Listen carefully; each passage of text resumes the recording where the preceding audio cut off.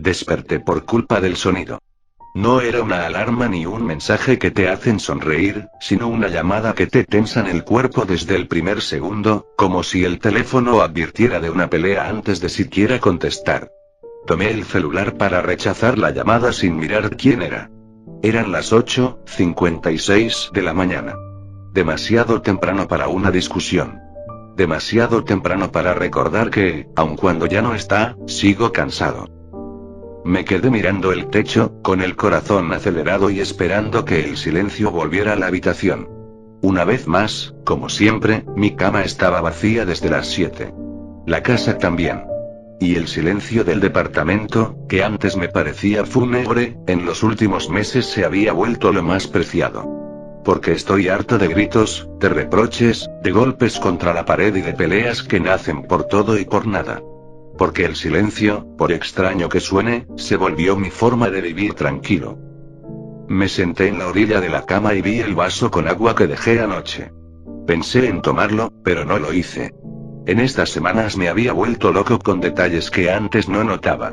El agua con sabor a metal, la sal esparcida en la entrada, la puerta que rechinaba solo cuando yo estaba solo. Me enojaba conmigo mismo por fijarme en esas ridiculeces, pero me acordaba de la última frase de Estela y el coraje se iba a otro lugar. Mi vida era buena. Desde que nací hasta hace un par de meses todo era estable y ordenado.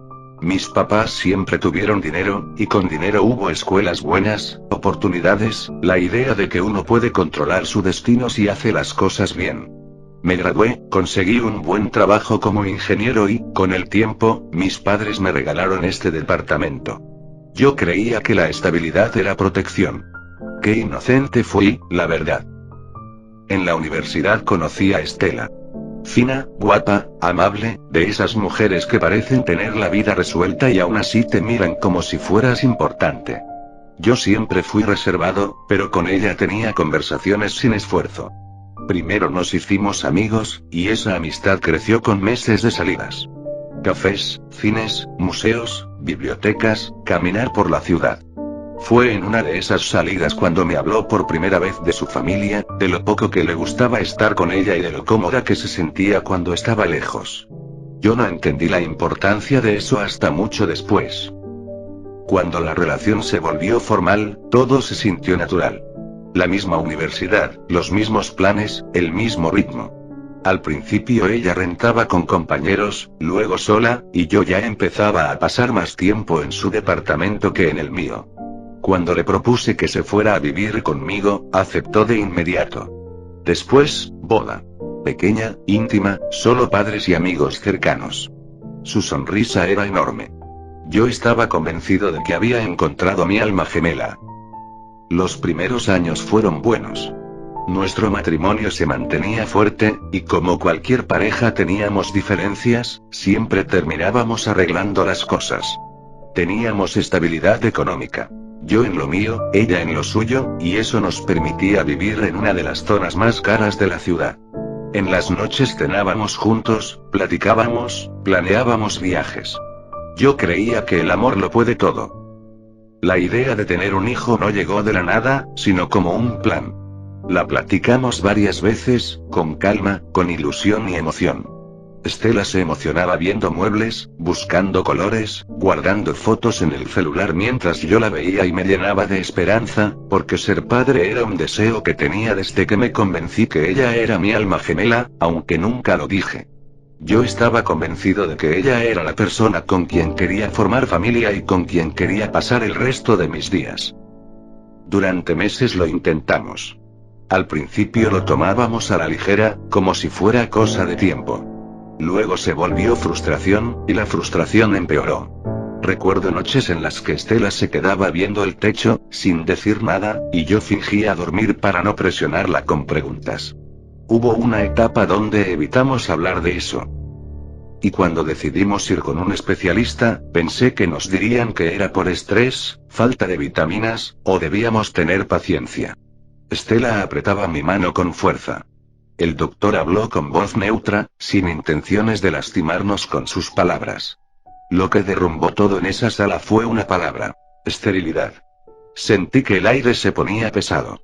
Yo volteé a verla. Ella se quedó quieta, bajó la mirada. En el auto, ella no habló. Y esa noche en casa por primera vez en mucho tiempo, no cenó. Se encerró en el baño y lloró a gritos. Los días siguientes fueron peores, porque el llanto venía acompañado de ira. Me preguntaba si era contra ella misma, contra el mundo, contra Dios si es que existía. Pero, con el tiempo, esa ira empezó a dirigirse hacia mí, como si yo fuera el culpable de su dolor. Yo intenté ser fuerte por ella. Le dije que no pasaba nada, que había opciones, que podíamos adoptar, que podíamos buscar tratamientos, que podíamos seguir adelante de alguna manera. Pero cuando pronuncié la palabra adopción, me miró con odio. Se negó y me dijo, con asco, que criar a un niño que no fuera suyo le repugnaba. Yo me quedé sin palabras, porque esa no era la mujer que yo conocí. Ahí empezó la cadena de derrumbe. Estela vivía a la mitad del tiempo estando triste, llorando, maldiciendo a la vida por haberle negado ser madre. La otra mitad estaba enojada, llena de odio. Y lo peor no era que estuviera enojada con el mundo, sino que comenzó a desquitarse conmigo. Las discusiones explotaban por nada, pero con el tiempo llegó la violencia. Un día, en medio de una pelea, Estela me dio el primer golpe. Yo no reaccioné. Me quedé paralizado, como si mi mente no entendiera qué había pasado. Después vinieron más. Y cada perdón era más frío, como si no le importara. Su manera de disculparse no era de arrepentirse, era como si me pidiera que lo olvidara rápido para volver a repetirlo como si fuera la primera vez. Al mismo tiempo que se volvía más agresiva en casa, empezó a no estar en casa. Su tiempo en el departamento era cada vez menor. Yo volvía del trabajo y ella no estaba. La esperaba con la cena hecha y no llegaba hasta altas horas de la madrugada. Y cuando yo despertaba para ir a trabajar, ella ya se había ido. A veces la escuchaba arreglándose a las 4 de la mañana. Comencé a sospechar de ella. Pensaba que me estaba siendo infiel. Y las sospechas crecieron porque, en las pocas ocasiones en que estaba en casa, la veía hablando por teléfono, sonriendo y riendo con una alegría que llevaba meses sin tener conmigo. Algo en su mirada también cambió. No era solo tristeza. Era como si hubiera encontrado un refugio. Un día la vi cortar sus uñas con demasiada calma. Lo recuerdo porque me dio escalofríos, y eso me molestó porque desde cuando me da miedo mi propia esposa. Una noche la encaré. Me quedé despierto hasta las 4 esperando su regreso. Cuando por fin entró, le dije todo lo que traía guardado. Que estaba cansado, que la veía lejos, que no entendía en qué momento habíamos llegado a esto, que quería salvar lo que quedaba de relación. Le propuse terapia de pareja. Le pedí que fuera honesta. Y ella reaccionó con ira. Respondió con golpes. Después de esa noche se fue y no volvió hasta días después. No tenía muchas formas de saber de ella. Su relación con sus papás siempre había sido mala y por eso aceptó vivir conmigo. Nunca fue una persona social, y ni siquiera le conocía amistades. Eso era lo que, a veces, me hacía pensar que mis sospechas podrían ser falsas. Pero cuando volvió, estaba rara. Volvió con intenciones de tener relaciones, y estaba bastante insistente. Y esa vez, a diferencia de antes, fue bastante agresiva. Me mordía con tanta fuerza que me hacía sangrar, y los rasguños me dejaron marcas. No era pasión, era enojo. Y, aún así, pensé que era una forma de acercarse para arreglar la situación. El día siguiente encontré, en el basurero del baño, una servilleta con manchas verdes de hierbas machacadas. Pensé que era té y lo ignoré. Pero esa semana empezaron más cosas, pues el departamento olía a ruda y no era un olor discreto. Parecía que alguien había dejado hojas por las paredes. Le pregunté qué era ese olor y me respondió secamente y con una mirada de burla. Yo lo dejé pasar. Pero la rutina regresó. Y yo, harto de la inseguridad y de sentirme un estorbo en mi propia vida, decidí saber de una vez por todas qué era lo que pasaba. Esa noche fingí dormir. Estela llegó como siempre a las 3 o 4, y puntualmente se levantó temprano para arreglarse demasiado. Se ponía tan guapa como en los primeros años en los que se arreglaba para impresionarme. Tenía una pulsera en su muñeca que salió de la nada.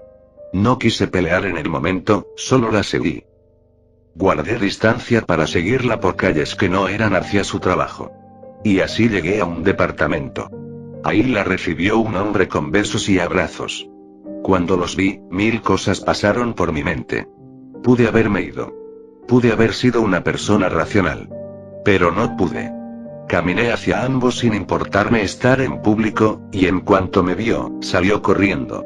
Stella, en vez de negarlo, me miró con una sonrisa burlona y me dijo que llevaba años engañándome con quien ella quisiera, que disfrutaba no estar conmigo, que yo le daba asco, que prefería morirse antes que seguir viviendo conmigo. Me culpó de todo lo malo que le pasaba. De su tristeza. De su esterilidad. De su odio. Y remató deseándome lo peor. No sé si con eso se refería a que quería verme muerto o a que quería verme vivo, pero maldito para siempre. Ahí se me acabó el sufrimiento que había cargado por meses, pero fue reemplazado por uno nuevo. Ese día pedí el divorcio y después no quise volver a verla. Saqué sus cosas del departamento, cambié la chapa y las llaves, instalé cámaras, avisé a los guardias del edificio que solo podía entrar a recoger lo suyo en un horario donde yo no estuviera. Me convertí, de un día para otro, en alguien que tenía que cuidarse dentro de su propia casa. Y esa idea, por sí sola, me destrozó. Los meses siguientes fueron peores. Viví deprimido y sin ganas de nada. Me dolía recordar que yo estaba dispuesto a entregarle todo, que de verdad me imaginé envejeciendo a su lado. A veces me preguntaba en qué momento y cómo es que se había vuelto esa persona.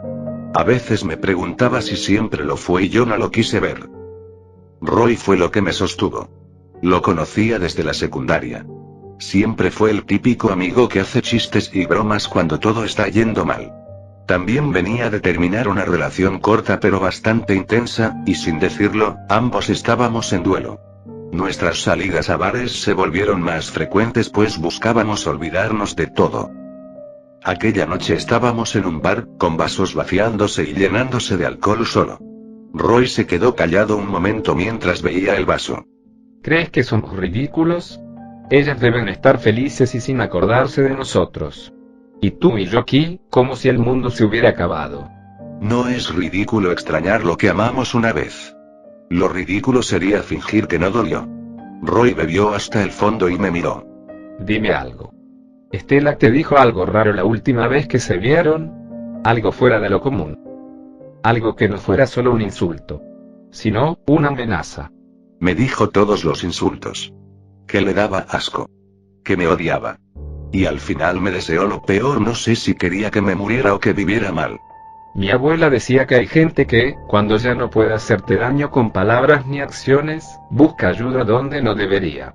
Y a veces no necesitas creer para que te pase algo malo. A veces basta con que sepan dónde atacar y tengan con qué llegar a ti.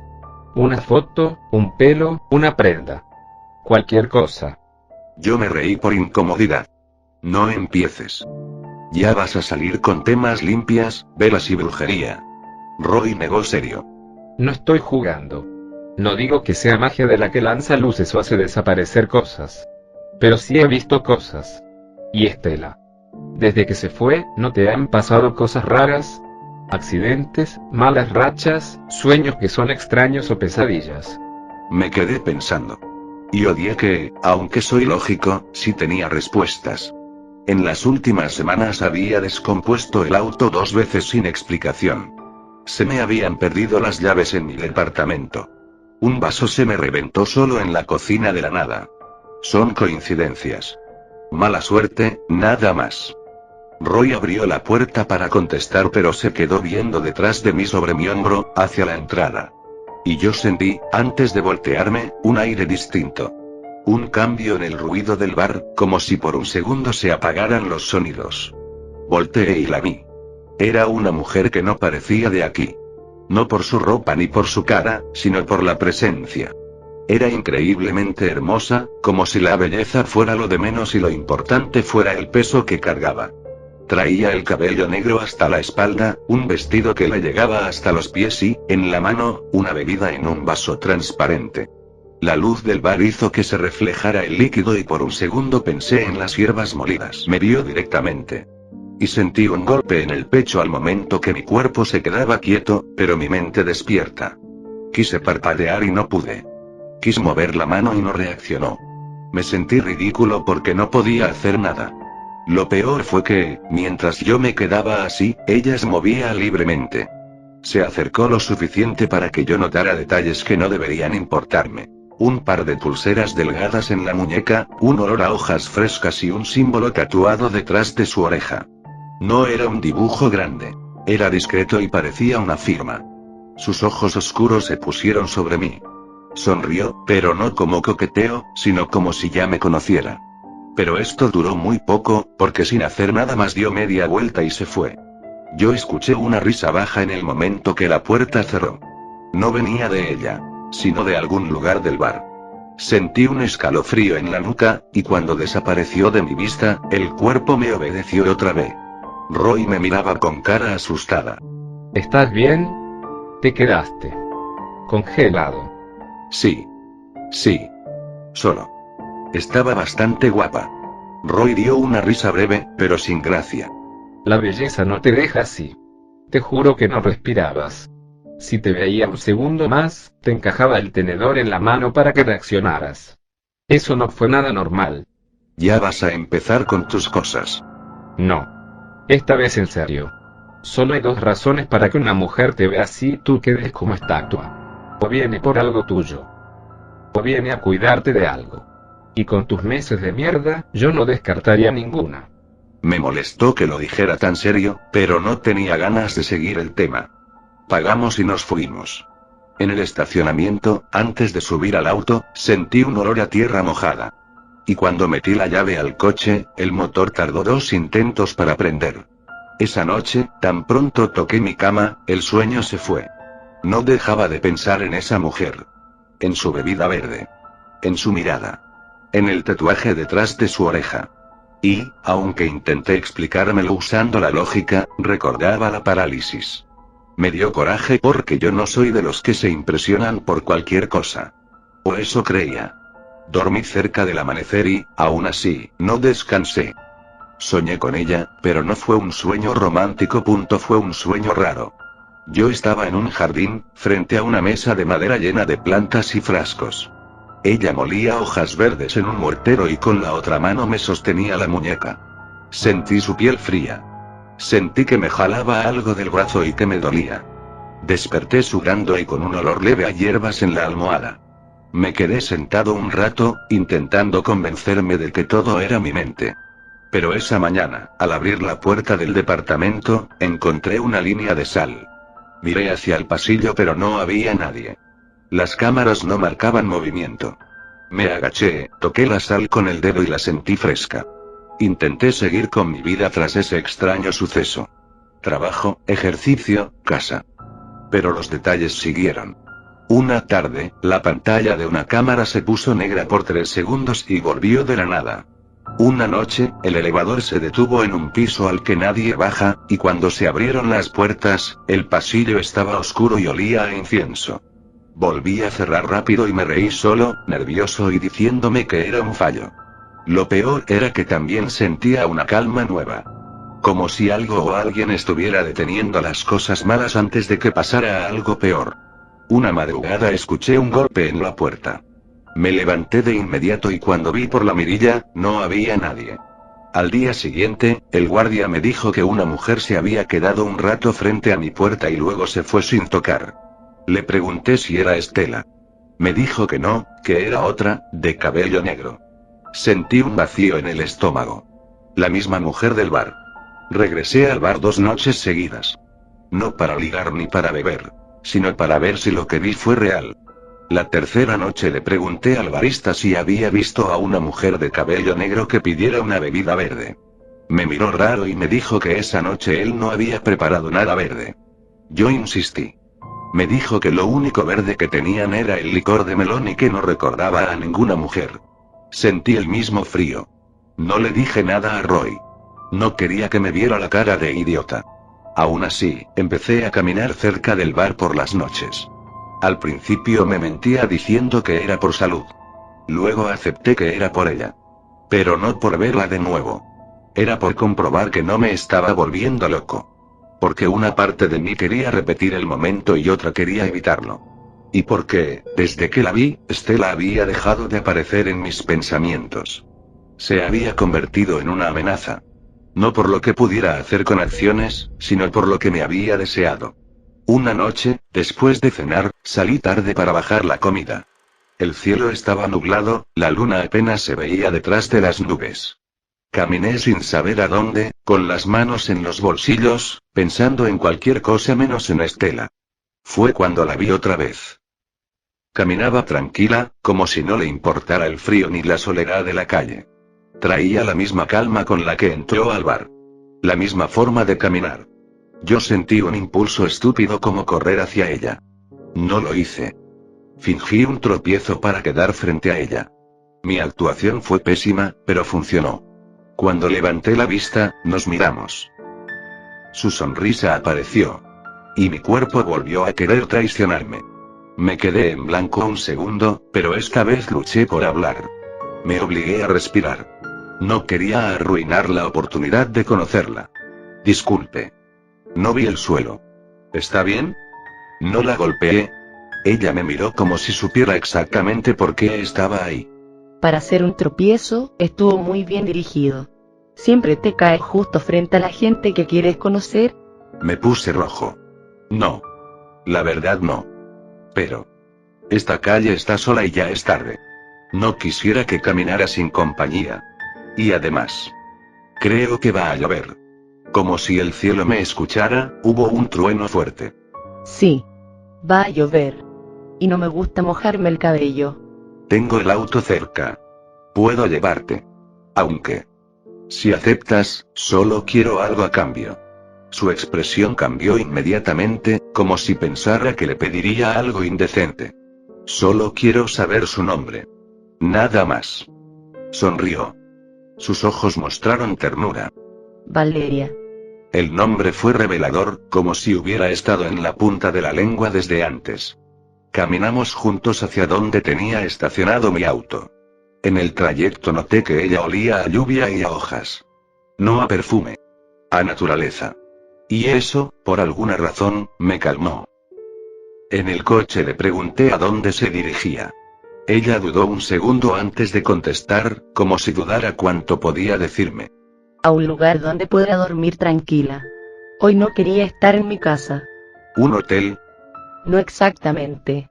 Yo asentí, sin insistir. En el camino hablamos de cosas simples, como si los dos supiéramos que lo importante no se podía decir todavía. Le dije mi nombre. Me llamo Francisco. Valeria soltó una risa bajita. Ya lo sé, Francisco. Eso fue sorpresivo para mí. Le pregunté cómo sabía mi nombre, y ella me explicó que me había escuchado la otra noche en el bar. Me sentí tonto, pero también me dio gusto que me recordara. Yo me disculpé por haberla mirado de forma tan descarada aquella vez. Valeria me observó un segundo, seria. A veces uno mira así cuando quiere asegurarse de que sigues entero. No entendí, pero no pregunté. Seguimos hablando. Me contó que le gustaba caminar, acampar, la tranquilidad. Me dijo que trabajaba con su familia, y que por eso casi no tenía pareja. No es feo. Pero asusta. Hay gente que prefiere no saber ciertas cosas. Y cuando las sabe, solo se va sin decir mucho. Yo quise preguntar a qué cosas se refería, pero me mordí la lengua. Apenas nos estábamos conociendo y yo no quería arruinar las cosas. Además, me di cuenta que Valeria no estaba tratando de impresionarme. Parecía, más bien, estar cuidando cuánto me dejaba ver de ella. Cuando llegamos, entendí por qué hablaba de tranquilidad. Su casa estaba lejos de todo, rodeada de árboles y vegetación. No había vecinos cercanos. Sus únicos vecinos parecían ser las flores.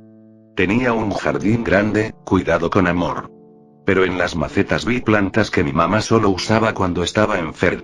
Ruda, albahaca, romero, y otras que no supe. En una esquina, colgando de una rama, vi un listón verde amarrado como si fuera un moño. Me quedé mirándolo un segundo. Valeria notó mi mirada. No es para ti. Entonces, ¿para quién? Valeria me miró con seriedad. Para lo que te sigue. Esa frase me dejó frío. Sonreí para no notarme asustado. Nos bajamos frente a su puerta y Valeria sacó su cartera y quiso pagarme, pero me negué. No me interesaba el dinero. Lo único que me importaba era que, por primera vez en meses, había sentido un respiro. Le agradecí anoche sin saber por qué le agradecía a ella y no a la suerte. Valeria inclinó la cabeza. No me agradezcas todavía. Eso me dejó una sensación rara en el estómago. Para quitarla, le pregunté si podía invitarla a cenar algún día. Valeria me miró como si estuviera leyendo una intención más profunda, y luego asintió. Sí. Puedes. Me fui con el corazón acelerado, pero no de miedo, sino de felicidad. Y esa noche, al llegar a casa, volví a ver la línea de sal en la entrada. Seguía ahí. Por primera vez no la vi como amenaza, sino como un límite. Como si alguien, sin que yo lo supiera, hubiera estado marcando para que lo peor no pasara. Con el tiempo, Valeria y yo nos volvimos inseparables. Hablábamos en todo momento, nos veíamos siempre que podíamos y cuando no se podía, inventábamos tiempo. Ella de veces iba a mi trabajo a llevarme comida, o salíamos a comer juntos cuando yo podía escaparme. Roy terminó conociéndola y, aunque se hacía el gracioso, yo notaba que la observaba con un respeto raro. Una vez, en la mesa, Roy se quedó viendo las manos de Valeria y luego me dijo por lo bajo que mi mala suerte parecía haberse calmado desde que ella apareció. Yo me reí para no admitir que también lo pensaba. Yo fui abierto con Valeria sobre mi pasado con Estela. Le conté desde lo bueno hasta lo que nos llevó al divorcio.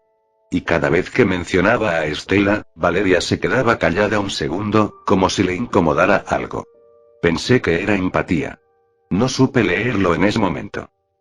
Lo único que yo sabía, con certeza, era que en Valeria no veía una relación pasajera. Veía compromiso y futuro. Y yo estaba decidido a que, esta vez, las cosas fueran diferentes. Aunque eso significara descubrir, tarde o temprano, que era realmente esa bebida verde que la acompañaba la primera noche.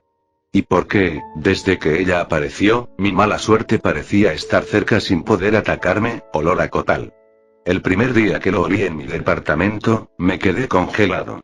No era un olor común en la ciudad. No era drenaje, no era gasolina, no era comida. Era cotal. El mismo que se pone en un altar y cuyo humo se pega en la ropa. Yo no tenía nada que ver con eso. Yo no prendía incienso. Yo no tenía santos ni velas en mi casa. Y aún así, ahí estaba, en el aire, como si alguien hubiera venido antes que yo a ocupar ese espacio. Eso fue meses después de conocer a Valeria. Al inicio me daba risa pensar que me estaba volviendo supersticioso. Yo era alguien que se burlaba de la gente que era creyente. Pero cuando mi vida comenzó a estar mal, me volví humilde por voluntad. Aprendí a aceptar que no todo lo entendía y que hay cosas que se sienten antes de que se expliquen. Con Valeria todo se movió rápido, pero no como si fuera telenovela. Se movió rápido porque, por primera vez desde el divorcio, yo podía existir sin esperar un golpe. Valeria era tranquila, me escuchaba sin juzgarme, me miraba con calma. Y aunque hacía cosas que solían asustarme con su forma de comportarse, me asustaba más la idea de perderla en algún momento. Durante semanas nos citamos en lugares normales como cafés, fondas y teníamos caminatas por el parque, una que otra visita rápida al bar donde la vi la primera vez. Roy también se volvió parte de nuestras salidas. Y con él siempre era lo mismo con chistes. Te lo dije.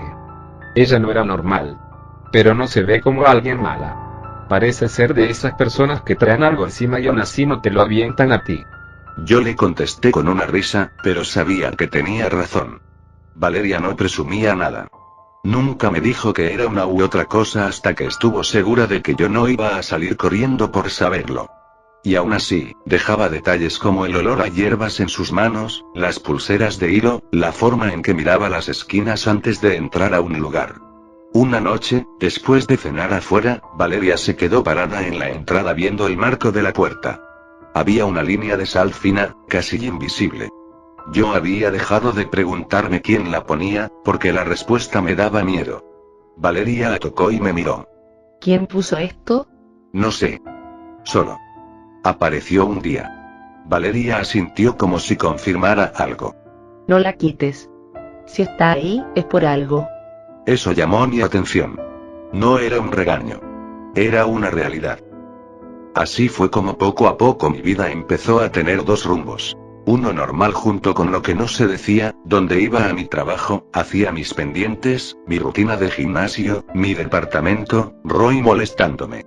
El otra era una sensación de que alguien estaba jugando con mi suerte, y de que Valeria estaba poniendo las manos para que nada malo me pasara. El primer fin de semana que fui a su casa, ella hizo una advertencia. No te vayas a poner nervioso si llega gente. Aquí la gente no viene solo porque sí.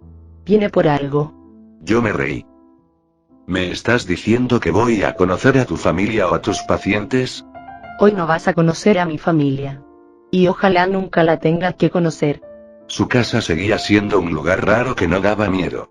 El mismo jardín grande con árboles, plantas por todos lados, frascos bien acomodados en un estante, velas guardadas en una caja que no eran decoración. Y algo que me sorprendió es que no habían cosas lujosas, sino una vida bastante sana, con tierra, platos lavados y mucho orden. Las primeras horas fueron tranquilas. Comimos, platicamos, caminamos por el jardín. Yo estaba empezando a sentirme cómodo cuando tocaron la puerta.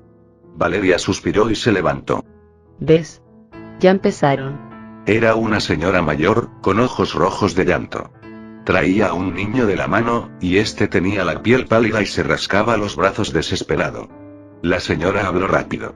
Querida, el doctor me dice que es alergia, pero yo ya le cambié todo y él no mejora. Y en la noche se despierta gritando. Yo ya no sé qué hacer. Valeria no se quedó pasmada ni recurrió a una respuesta vaga. Les pidió que se sentaran, sacó una libreta, tomó la mano del niño y lo miró como si lo conociera de años. ¿Ya lo vio un pediatra? Sí. ¿Le mandaron medicamento? Sí. Entonces síguelo. Y además, hoy lo vamos a limpiar un poquito. No significa que no sea algo de medicina, pero puede que esto le ayude. Yo no sabía qué decir. Vi a Valeria sacar un ramo de hierbas y un vaso con agua. Lo hizo con calma mientras murmuraba palabras que yo no alcancé a escuchar. El niño dejó de rascarse por un momento. La señora empezó a llorar más, pero ahora de alivio. Cuando se fueron, hablé. ¿Qué fue eso? Me miró seria. Fue una madre asustada. Y un niño con el cuerpo cansado. A veces la gente carga cosas que no entiende. Yo solo les ayudo. No entendí su respuesta. Porque no era magia, sino otra cosa. Era una forma de cuidar a la gente, de hacerles bien. Y ahí entendí que lo que Valeria tenía era una carga. En la noche, cuando ya no hubo visitas, nos sentamos en el patio. El aire olía a tierra mojada, aunque no había llovido. Ella prendió un carbón en un recipiente y puso encima un pedazo de copal. El humo subió lento y se quedó en el aire. ¿Por qué lo prendes? Porque hoy se sintió cerca. ¿Quién? Valeria tardó en responder. Yo pensé que no iba a decir nada. Pero al final me miró, y en esa mirada había cansancio y miedo. Mi tía. Yo sentí que se me apretaba el estómago y ella me tomó la mano. No te asustes. Solo. Ya es momento de que entiendas ciertas cosas. Dímelas. Dije con miedo, pero mi tono fue de seriedad. Valeria respiró profundo y empezó por lo que dolía menos. Yo no soy la bruja. Yo soy su sobrina. Me quedé viéndola, esperando que fuese un chiste. Pero no lo era. ¿Y eso qué significa? Yo crecí viendo cosas que tú jamás has visto. En mi familia hay gente que cura. Pero también hay quienes se encargan de algo más. Mi tía no hace trabajo como estos. Ella hace tratos. Y cuando alguien paga, ella cumple. Aunque el trato sea arruinarle la vida a alguien. Pero es lo que hace. Yo. Estela no llegó conmigo por casualidad. Ella buscó a mi tía. Pagó. Y mi tía aceptó. Yo sentí frío. Me acordé de la pulsera verde, del olor a ruda, de la servilleta manchada y todo eso. Me acordé de su sonrisa en la calle cuando la descubrí con otro. Me acordé de su frase al desearme la peor de las cosas. ¿Y tú cómo lo sabes? Porque yo vi tu foto antes de verte a ti. ¿Mi foto? Sí. En la casa de mi tía llegó una bolsa con cosas tuyas. Una playera, cabello y una foto impresa. La foto era reciente. Y yo te reconocí cuando entré al bar porque ya te había visto en esa foto. Y porque cuando te vi en persona, no pude hacer lo que mi tía quería. Me quedé sin voz. Sentí ganas de ponerme de pie e irme. Pero me quedé ahí. Valeria me apretó la mano. Yo no te embrujé. Yo hice lo contrario. Hice lo que pude y lo volteé. Yo puse toda la sal frente a tu departamento. Yo puse límites para protegerte. Yo hice que la mala suerte rebotara hacia quien te provocó todo eso. Pero eso tiene un precio. Cuando tú impides que algo llegue, el trabajo no está completo. Y entonces, ella se enoja. Entonces, lo que siento por ti y todo esto. Valeria me miró con tristeza. Esa es la pregunta que más odio. Porque yo también me la hago. Porque yo también tengo miedo de que lo que sientes por mí no sea tuyo, sino un trabajo como un amarre. ¿Y por qué, aunque yo te diga que no, yo no puedo prometerte que mi tía no intentó hacerte algo malo? Me quedé en silencio. La parte racional de mí quiso huir. Pero miré a Valeria y vi sus manos con tierra, su mirada cansada, el modo en que me cuidaba sin pedirme nada. Y sentí que si me iba, me arrepentiría toda la vida. Yo no soy santo. Yo vengo roto por mi pasado. Pero lo que siento cuando estoy contigo, se siente como cuando por fin te quitan un peso casi imposible de cargar. Si eso está mal, entonces yo ya no sé qué está bien. Valeria soltó una risa pequeña. Eres terco. Sí. Y tú también. Nos quedamos así un rato, viendo el humo subir. En silencio, Valeria sacó un listón verde de su bolsillo y me lo puso en la muñeca con un nudo apretado. No te lo quites. Si un día sientes que te quema, es porque alguien te está buscando. ¿Y qué hago si me quema? ¿Me echo agua? Dije en broma, pero ella me miró seria. Corres. Al regresar, las cosas se sintieron normales durante un tiempo. Y eso también daba miedo. Porque la calma se sentía anormal. Valeria empezó a pasar más tiempo en mi departamento. Yo le hice espacio en varios lugares de mi departamento. Luego en todo. Luego sus cosas personales ya estaban al lado de las mías todo el tiempo. Era como si, sin decirlo, ya estuviéramos viviendo juntos. Roy estaba feliz por mí, aunque le costaba aceptarlo sin bromear. Y ahí fue cuando apareció un personaje nuevo en nuestras vidas. Su nueva novia. Se llamaba Karina. La conoció en una fiesta de un primo suyo, según él.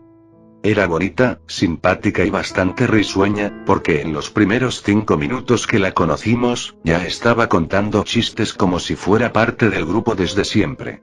Roy estaba encantado y yo estaba contento por él, porque por fin lo veía sonreír sin que se le apagara la mirada después. Valeria, en cambio, fue más lenta. No le cayó mal, pero sí la observaba. No con celos, con una mirada atenta. La primera vez que los 4 fuimos a cenar, Karina se rió fuerte, tomó mi vaso para probar mi bebida y, cuando Valeria le ofreció agua, Karina negó porque el agua le caía pesada en la cena. Valeria no dijo nada, solo bajó la mirada un segundo. Después de esa cena, en el elevador, le pregunté a Valeria qué tenía. Nada. Solo. Cuida a Roy. ¿Por qué? Porque a veces la gente no llega sola.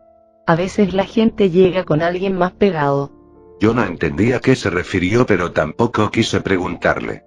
Pasaron los meses. Y la vida, por primera vez, me empezó a dar cosas buenas sin cobrarlas al instante. Valeria y yo nos acostumbramos a una rutina de pareja que iba desde desayunos juntos, lavar trastes a medias, peleas tontas por la cobija mientras dormíamos y noches simples. Un domingo por la mañana, mientras yo preparaba el café, Valeria salió del baño con la mano en la boca y los ojos brillosos. ¿Qué pasó? Pregunté, asustado. Valeria me enseñó una prueba de embarazo positiva. Yo me quedé paralizado y sentí mis piernas temblar. ¿Estás? Valeria asintió y, por primera vez desde que la conocí, la vi llorar de felicidad. El embarazo fue una mezcla de ilusión y paranoia. Ilusión porque una vida crecía en el amor de ambos. Y paranoia porque Valeria no dejaba de cuidar cada detalle para nuestro bienestar. Puso sal en las esquinas, puso un listón verde en la cuna que compramos, puso un vaso con hierbas detrás de la puerta. Yo al principio me reía, pero dejé de hacerlo porque cada vez que ella hacía algo, yo dormía mejor. Una noche, cuando su pancita ya estaba más grande, Valeria se despertó sobresaltada. Yo también. Hubo un golpe en la ventana como si alguien hubiera aventado una piedra. Me levanté de inmediato y me asomé, pero no había nadie. Bajé al estacionamiento a revisar, pero nada. Pero cuando subí, Valeria estaba en la sala, de pie, con el listón verde en la mano. Se soltó. ¿Qué? El nudo. Se soltó solo. Yo intenté calmarla al ver que comenzaba a alterarse. Quizás, se habrá atorado en algo. Valeria me interrumpió. No, ese nudo no se suelta solo. Ese nudo está hecho para resistir. Si se soltó, es porque alguien lo jaló desde afuera. El día que nació nuestra hija, el mundo se detuvo de una manera hermosa. Le pusimos Sofía. Roy lloró cuando la cargó, y Karina se emocionó como si también fuera suya. Ese día pensé que por fin nos habían dejado en paz. Que la vida nos había dado un hermoso final que era el comienzo de una vida maravillosa. Pero después, Valeria empezó a estar más callada. No de una forma triste, sino como si estuviera alerta. Se quedaba viendo la puerta como si esperara que tocaran. A veces abría la ventana de la cocina y olía el aire, como buscando un rastro.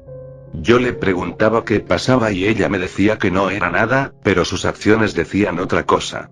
Y una madrugada, volvió el copal al departamento. El olor se metió desde la puerta y yo lo sentí desde la cama.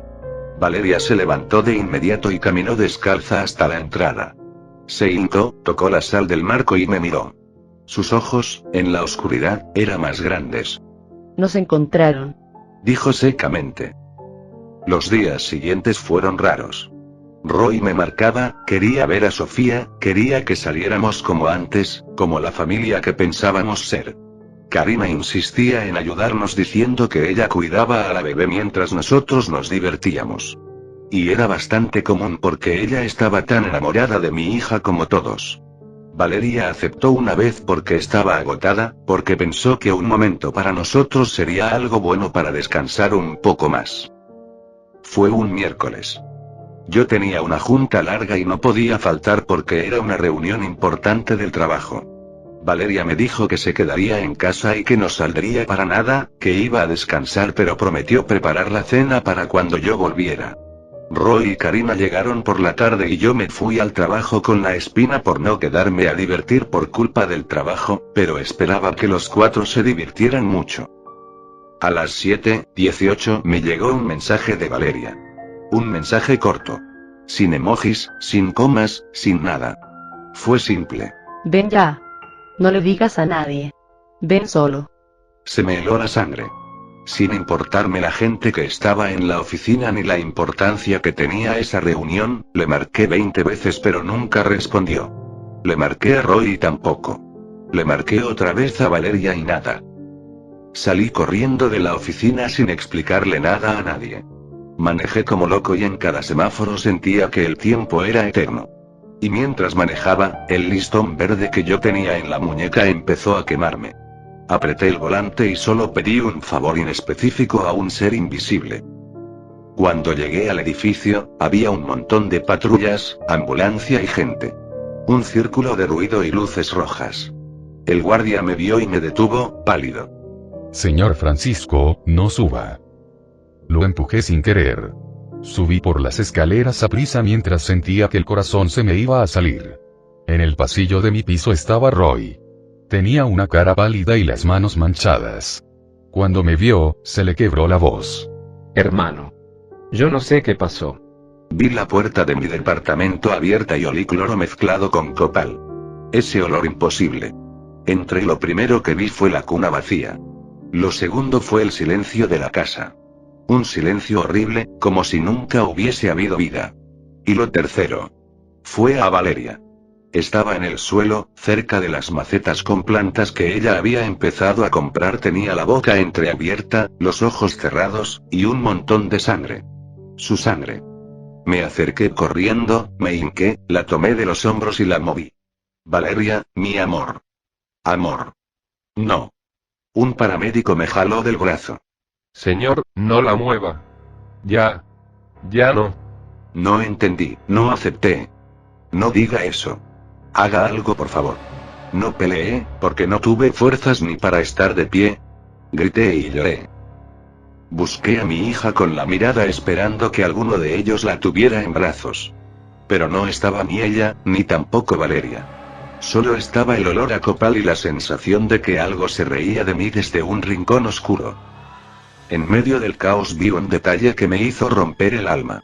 En el piso, junto a la mano de Valeria, había un frasco bastante pequeño de vidrio, mismos donde ella guardaba sus hierbas. Estaba roto y el líquido verde se había regado y pegado al piso. Sobre este líquido había un pedazo de papel doblado que estaba protegido por cera. Me llevaron al hospital por crisis. Yo no sabía qué me estaban haciendo, solo repetía el nombre de mi pequeña Sofía. Solo decía, mi bebé, mi bebé. ¿Dónde está? Roy estaba en una esquina, destruido tanto como yo. Cuando las horas pasaron y al fin me dejaron volver, ya de madrugada, el departamento olía a muerte y a copal.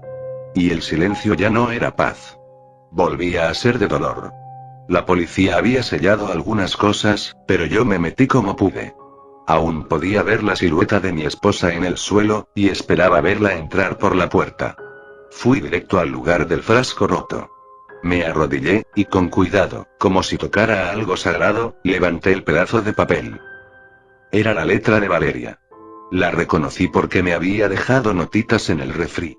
Decía: Francisco, no te rompas. No confíes en la sonrisa nueva. Si te quemó el listón, síguelo. La casa del laurel. Hierro y sal. Y no vayas con miedo. Ve con Sofía en la mente. Roy me marcó al amanecer. Sonaba destrozado. Hermano. Karina no contesta. Ya fui a su departamento y me dijeron que no vive ahí. El lugar está vacío. No hay nada. No entiendo qué pasa. Yo apreté el papel. Ya sé quién es. O por lo menos creo que sé de dónde viene. Me amarré el listón verde otra vez. Agarré un frasco con sal del que Valeria guardaba junto con una barrita de hierro que ella tenía en una caja. Guardé el papel en la cartera como si fuera un amuleto y conduje sin rumbo, solo con papel e intuición. El listón verde me ardía por momentos, como si me jalara hacia una dirección. Solo sé que, cuando giraba el auto hacia un lado, el ardor se calmaba. Y cuando tomaba una ruta diferente, el ardor volvía. Terminé saliendo de la ciudad hacia una zona donde las calles eran más oscuras y solitarias. El aire cambió, el olor a smog se fue y aparecieron árboles. Y en cierto punto, vi un camino de terracería con un letrero viejo donde apenas se leía un nombre: El Laurel. Me metí por esa terracería. El coche brincaba por tantas piedras, y a los lados había árboles altos junto con cruces de madera clavadas en la tierra, como si alguien hubiera marcado el camino. Al fondo apareció una casa. No era mansión ni era castillo.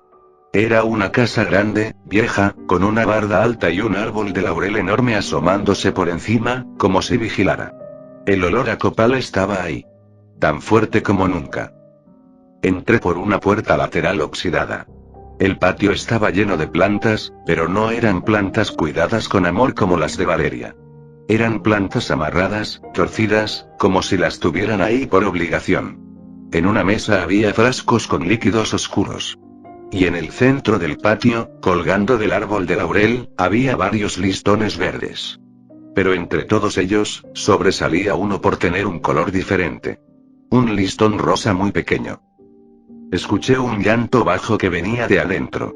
Adentro estaba oscuro. Olía a copal y a humedad. Y había voces.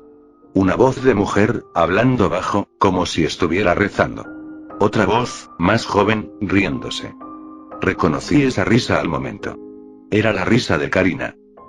Entré a una sala iluminada por velas.